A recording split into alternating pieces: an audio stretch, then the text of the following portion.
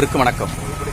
அரசு பள்ளியில் படிக்கக்கூடிய மாணவருடைய பேரளவு பெரிய அளவில் பாதிக்கப்பட்டிருக்காங்க. தொடர்ந்து பல ஆண்டுகளாக இதற்கு அரசு ஆசிரியருடைய சங்கங்கள் எப்பொழுதும் மாணவர்கள் பக்கம் நிற்காமல் ஆசிரியர்கள் பக்கம் தன் நலனை நோக்கி நிற்கிறது. ஆகையால் வருகிற 15/10/2025 15/10/2025 காலையில் சரியாக 10 மணிக்கு கள்ளக்குறிச்சி கச்சேரி சாலையில் உள்ள அம்பேத்கர் சிலை அருகில் கள்ளக்குறிச்சி பெற்றோர்கள், அதாவது அரசு பள்ளியில் பயிலும் மாணவியர்களின் பெற்றோர்கள் கூட்டமைப்பு சார்பாக மாபெரும் கண்டன ஆர்ப்பாட்டம்.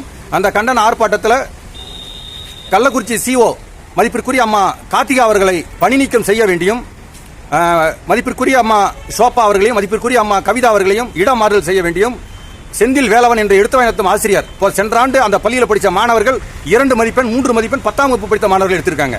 அதே போல இங்கே கள்ளக்குறிச்சியிலையும் இந்த மாதிரியான அவல நிலைகள் இருக்கு.